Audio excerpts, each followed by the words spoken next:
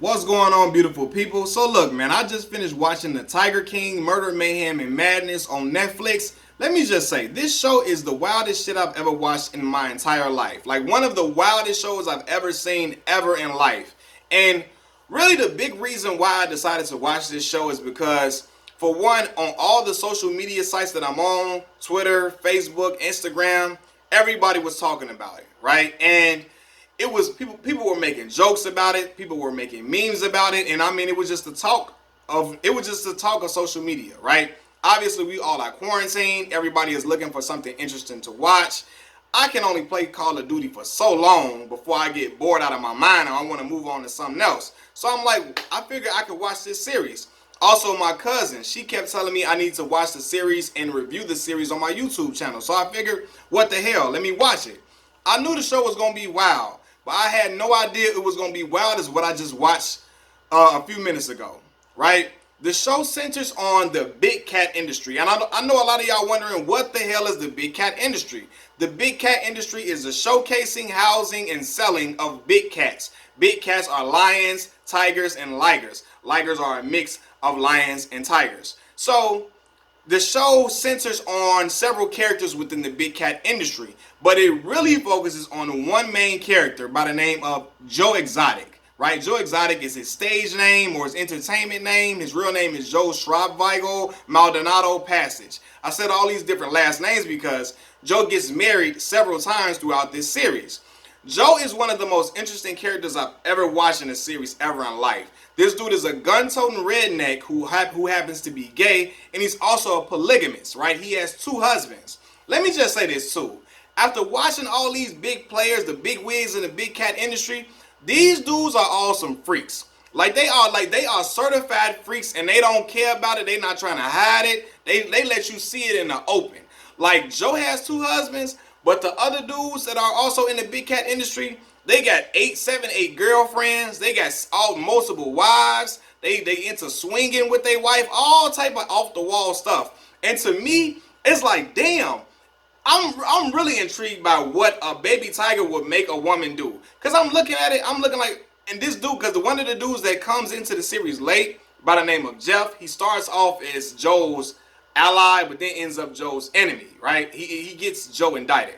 But Jeff is a person who he talks about how from having these baby tigers, he's gotten women into his hotel room with him and his wife to engage in different sexual acts because they are so enamored by him being a tiger owner.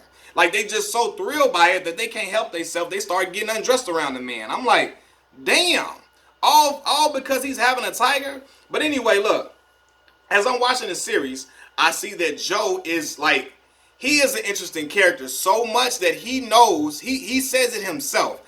People don't come to my facility to come just to see the animals. They come to see me. They come to see the entertainment because Joe feels like he is the show. He is the life of the party, and he is what people tune in for.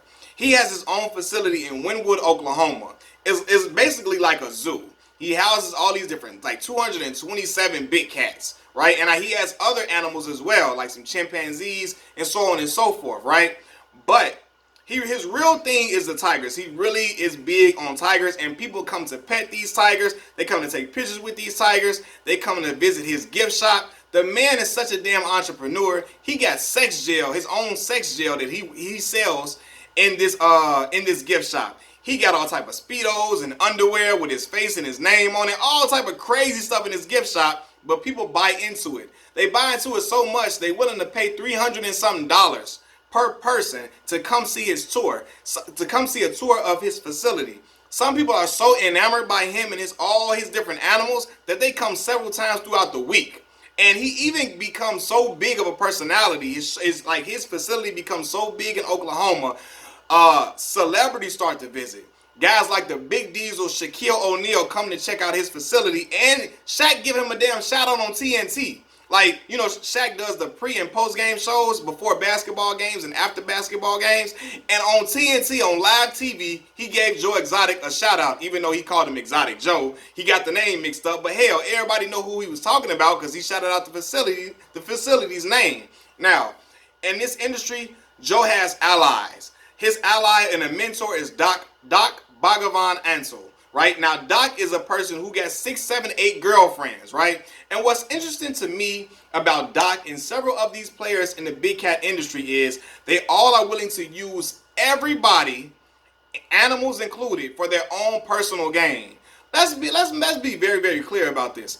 Carol Baskin is a person who is an enemy of Doc Ansel and also a huge enemy of Joe Exotic. Like, Joe hates her because she is with the animal rights people. And she's out to prove that Joe and Doc are mistreating these animals by keeping them in captivity. However, we come to find out that even though Carol is trying to put on this act that she is holier than thou and she's out for the preservation of these animals, she is exploiting these animals for her personal gain as well. All of them are exploiting animals for their personal gain. They're all doing the same thing, but Carol refused to see herself as such, right? And at her facility, she got smaller cages than Doc and them got. These animals can barely walk around in their own little cages that they got, but she's claiming that these other guys are way worse than what she is, right? But she's out to collect, all of them are out to collect funds for themselves, for the animals, to feed the animals and keep them fed enough to showcase, but they're all out to gain all this big revenue, and everybody knows it. Carol is out to who's over Big Cat Rescue. She's the person who was with the animal protection group and all of that. She's so after money, she don't even pay the individuals that work for her. All these people are willing to work for free, which is, it boggles my damn mind that people will work for free cleaning up cat boo-boo. Like, you're willing to clean up the cat's boo-boo, like, the lion's boo-boo, the tiger's boo-boo, all this type of, you willing to do all this hard, disgusting labor, cleaning out cages, feeding them, hauling all of these big carcasses to feed them. Like, you willing to pull these damn deer and all this other stuff to feed these animals. However, you don't even want to get paid for it. You that thrilled to be around tigers and animals that you're willing to work for free. Carol knows this, and she don't give a damn. She like, these people will work for free for all the rest of their life. They will work on holidays. They will work on Christmas, Thanksgiving, whatever. They gonna put their heart and soul into this facility so she can keep gaining a profit. Joe has he's gained a huge profit from he had a online web series, and he has his own little show that is produced by a guy that was big in the television industry. He pulls him into the fold, and Joe's operation starts to become bigger, right? And all of these individuals are exploiting certain populations to get what they want, right? And Joe is exploiting people who are down on their luck, who are just recently removed from prison. And he's telling them, hey, I got a place for you to stay. You can come live in the trailer that I got for you. You don't have to worry about having a place to live. All you got to do is work this facility for me and you good. Now, he pays them, but he pays them a measly ass salary, $150 a week. Now I ask y'all wouldn't work for no damn $150 a week.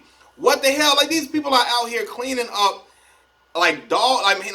cleaning up like manure from huge animals. They out here feeding these animals, cleaning out the cages. They out here playing with them, like spending personal time with these animals. Like, all of this, they doing all this personal care work for these animals and getting paid $150 a week. They getting paid so little that they get the leftover meat, expired meat from Walmart, right? They're eating this. And they feeding it to the damn animals. They feeding expired meat to the animals. But the people, because they don't make a lot of money, they don't come across having a lot of money. $150 a week is that's a damn measly, that is a minuscule amount of money. They eating expired meat off a truck in order to survive. And they act like, hey, it's all good. It's all good. One of the girls, Saf, she gets her arm bitten off by a tiger. Arm ripped off. Completely, like her arm is ripped off. And she is so devoted and dedicated to Joe. She does not sue Joe. I don't even think she gets a huge compensation in salary, a huge bump in salary. But she sticks around and comes back to work the following week just so Joe doesn't get not exploited. People don't start to become suspicious of Joe. She comes back to work extremely quick, just so people won't start investigating Joe's operation, and Joe won't get in trouble. She doesn't want Joe to get in trouble, so she comes back to work. It almost immediately, like a couple of days after the surgery, like 4 days after the surgery, she comes back to work and just starts working. I'm like, what the hell? But and she's still getting paid that $150 a week, and she is perfectly fine with it. I'm like, damn. So Joe is exploiting individuals fresh out of jail because they feel like they have nowhere else to go. They probably don't have that much family, and he's getting labor out of them. Doc Bhagavan Ansel is exploiting young girls who are fresh out of school, 18, 19 years old. They don't have that much life experience at all. He's convincing them to be his sexual partners, and he's also getting them to work for $100 a week. $400 as 4 weeks in a month. They only getting $400 to do all of this manual labor, physical labor. They don't get any days off. They work from, one girl described it as she worked from 8 a.m. to 12 p.m. Not 8 a.m. to 12 p.m. She works from 8 a.m. to 12 a.m. She works non-stop every day of the week. All to be like a damn bunny, a Playboy bunny for Doc Ansel. Like Doc is out here acting like Hugh Hefner. He's exploiting, like he is really out here, really, like, he getting these women to act like a Playboy bunny would act for him. Like, I mean, they getting surgeries done. They getting all different type of cosmetic surgery, breast implants. They getting they changing their damn name, which is easy to, like, when you change a person's name, they even said it in the series, it's easy to manipulate a person. When you change their name, they can change everything else about them, because in their mind, they're disassociating themselves from their real selves. Now that their name has changed, they are that person, not who they actually are. So they start to dress all seductive in order to, because they know sex sells. And if men come to this facility and they see all these gorgeous women walking around with implants and all of that, they're going to keep coming around, which will drive up the profit in Doc Bhagavan Ansel's business. Now, Doc is a person, he don't just specialize in big tigers. He got big tigers, but he got big elephants walking around there. Chimpanzees, all different type of animals that he has at his facility. But he got these girls that were easy to manipulate to be his sex kittens or whatever. Like, he really, like, they are really there to serve him and be loyal to him 24/7. And he tells them, just like a pimp would tell a woman, you free to go, you free to go. But he knows that they are so seduced by him as a character that they ain't going nowhere. They don't really have that much to go for. He's provided everything for them in life. They got their own house set up. All of this. This man is grooming women like Hugh Hefner would to be a Playboy bunny, right? And Joe is doing the same thing. Except Joe is gay, so he's doing it to young men. Like, they 18, 19 years old. Like, his husbands both were like 19 years old. Fresh out of school, fresh out of high school when he met them. And he like 32 years their senior. And he gets them to be, like, he coerces them to be his husband. Because in the series, it's interesting to me. The guys that are his husband, what's his name? Joe? I believe his husband was named Joe as well, was it? Or no, was it John? John, his name, I think the husband name was John. And the other husband name was Travis. These guys describe themselves as not being gay. They say, look, I was in a relationship with women. They were even messing or having sex with women at the facilities where they worked while being married to Joe. They were saying that they were interested in women, but Joe was able to persuade them to be down for his lifestyle that he was living. Now, honestly, me, as a heterosexual man, right, ain't no way a man is going to make me be gay because he can provide all the things that I want to provide. Like, he can provide all the things that I like. Hell no. Hell no. Ain't no way in hell I'm going to be down with being gay because the person is providing stuff for me. But to me, those guys, they had a thought of being gay in their head already. But Joe was able to get them to make that extra step. He was able to push them all the way there by providing them things, and providing them the drugs that they like to use, providing them with meth, providing Travis with all the marijuana that he wanted, right? In order for him to be in order for them to be his husband. He wanted husbands, so he was giving these guys whatever they wanted. And they were young and they were easy to manipulate at the time. And he was giving them all these different things in order for them to be not only his companion, not only his partner, but his spouse.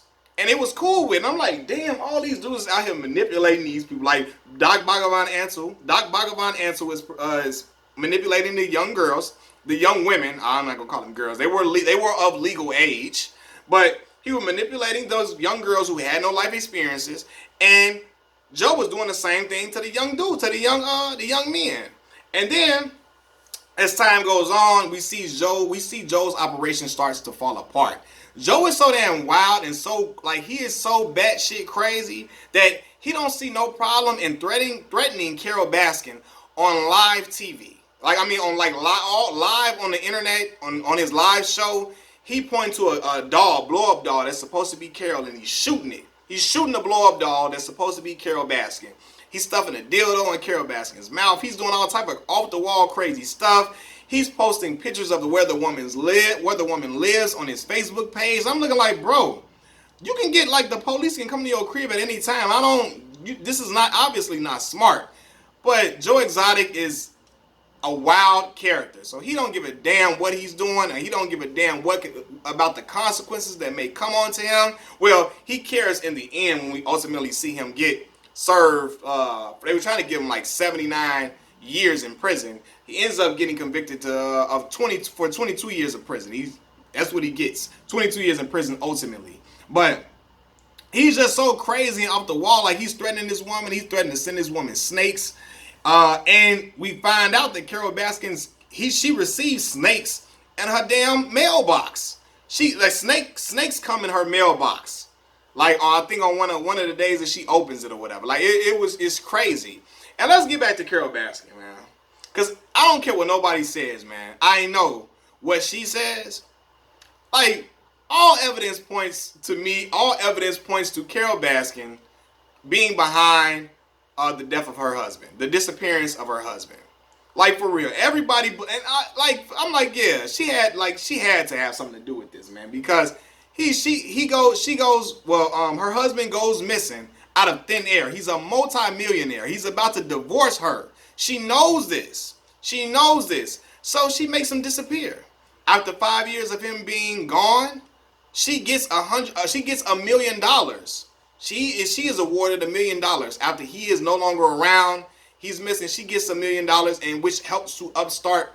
It helps to upstart her business, the Big Cat Rescue business, something that she's been wanting to do, and she's ultimately gaining all these different profits. She's talking about how she say Google or somebody or Facebook sends her like $22,000 for doing this and doing that and all the stuff that she's doing on social media. She's raking in all this bread but not paying her workers a dime.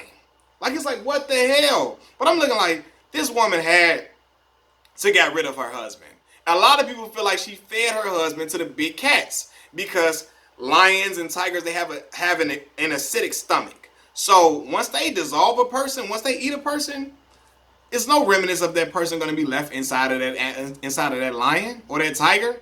That person is gone. The bones will be dissolved. It's a wrap. And I'm like, yeah, this lady definitely is behind the disappearance or the death or the killing of her husband. Like, to me, it's like it's not a doubt in my mind. For real. And like, even it's a scene where Joe Exotic accuses people of spraying something on his boots when the tiger goes crazy and is gnawing at his boots and trying to pull him by his boots or whatever, right? He like, somebody sprayed perfume or cologne on my boots to make the tiger act crazy. She's like, a person would have to put sardine oil or something on the boots for the cat to try to eat them or do this and do that. I'm like, I'm sure being a big cat owner, she knows this type of information, but I'm looking like, dang, did she do that to her husband or something? Like, we don't know. Like, but like to me, I'm looking like, yeah, Carol, you had everything to do with your husband being gone. You had everything to do with his disappearance. Everybody, including his ex-wife, were talking about how he was fearful of Carol, how he felt like he was in danger. Like his business associates all knew about how shiesty she was in the game. Like, it's just crazy, man. But everything that happens, man, Joe Exotic is just a wild dude, man. And his life starts to crumble before him when Carol Baskin starts to sue him for a lot of the things that he said about her or accused her of. She starts to sue him, and then he starts to transfer things from the Greater Wynwood, his facility, into his parents' name, which drives his mother into debt. And it's like, damn, like He willing to get them people off him so bad, he puts it in his parents' name, and it drives his parents into debt. Again, using the people around him for his own personal gain and for his own well-being. It's like, damn, like he don't give a damn. Even so much that when Carol is after him, she's after certain things, certain assets that he has, certain footage that he has. And to me, I know Joe blew up his own facility, his own media facility that he had on his site. At his facility, he blew up his own media facility, and then tried to blame it on the producer guy, the director guy. Tried to blame it on him, and got everybody else at his facility to believe that the producer dude did he's the one that set the fire, or he did arson to the media facility, when Joe did it his damn self, in my opinion. Joe did that. Joe felt like his world was crumbling beneath him, so he burned that facility down so Carol wouldn't get those assets and she wouldn't bury him deeper in a deeper hole. But ultimately, he gets in a deeper hole when he seeks out help from an individual named Jeff. Jeff is a shiesty dude that's into all type of trouble, and he's been in prison for choking his wife. He's been accused of giving John Rinke, or Rinke is the guy name that works at the Greater Wynwood facility. He's been accused of selling him a stolen Hummer, and everything starts to go off the wall for him. Like, everything starts to go downhill. And even when things are going downhill before this, Joe is he is so captivating as a person. The dude attempts to run for president and attempts to run for governor. And he finishes third in the runnings. I'm looking like, damn, he was really able to captivate people that much, where they were like being sold on who he was as a person. You're like, he's super upfront, he's super honest, he says what he feels, and people love that, and people are really buying into it, which is why I believe it goes back to why President Donald Trump was elected. He said all this crazy ass stuff, but people just liked the fact that he was just saying off the wall stuff, and they was like, well, he's being himself. But anyway, Joe is running. He finishes third in the running, which is crazy. But while he runs, he's like, when he gets Jeff in to help him, he signs over the Greater Westwood facility to Jeff. Everything is in Jeff's name. But he uses the profits from the zoo, from the facility, to run his campaign. He spends all of his money from the zoo, which is not his money. So he is embezzling money. At this point, the feds Jeff is pissed off, but then the feds start looking for him because Joe has hired one of his workers, not his workers, really Jeff's workers. The dude really couldn't stand Joe, but Joe hires a dude to kill Carol Baskin, to take out Carol Baskin. And the feds find out about it, and stuff hits the fan. But to me, I'm looking like Joe gets all these years. They better hell get Jeff too. Jeff was out there like antagonizing him and trying to convince the stuff to play out with his guy. What was the guy? The guy that Allen, I think his name was. The guy that Joe wanted to kill Carol. The guy who Joe sought out to kill Carol. Allegedly. Allen, Jeff is telling, and that's Jeff's right-hand man, and Jeff is telling him, so do this and do that and all this and all of that. Like, they talking about it. Jeff is putting up where Carol lives and giving Allen the details, giving Allen and Joe the details of how to carry out Carol's murder and all this and all of that. And I'm looking like, these people are out their goddamn mind. They are out their damn mind. And when the feds come in, that's when everybody act like, everybody turn on each other. I mean, Joe is so scared about going to jail, he starts to throw everybody under the bus that he had relationships with in the big cat industry, including Doc Bhagavan Ansel. We found out that Joe was killing some of his animals, and we also found out that Joe accuses Doc Bhagavan Ansel of euthanizing a lot of the animals that are no longer able to be showcased as they get too old or whatever, and cremating the animals after the fact. So, and then Joe's former employees start to testify against him, and the walls start crashing in on Joe. It's just crazy. Like, even Joe is so crazy. Like, let's speak about when Joe's husband, Travis, kills himself on accident with the gun. Joe remarries another guy 2 months later, and in attempts to make it seem okay in the public eye, he invites Travis, the husband who murdered himself, Travis's mother, to his wedding to his new husband, and then doesn't talk to Travis's mother after that at all. He just wanted to use her to be in pictures so that he can give the image of, hey, Travis's mother is okay with me being married to this person, so y'all should be too. I ain't gonna talk to Travis's mother no more after this. It is what it is. But this whole big cat industry, it comes down on Joe. But I feel like Jeff and them should be in prison too. And what about dude Allen that was like, well, even though he didn't carry it out, but it's just crazy, man. But the walls close in on Joe, and in this big fight to beat Tiger King, nobody really wins. But Carol Baskin and her husband are sitting high and mighty on their throne, and Jeff seems to be about to get served next. Crazy.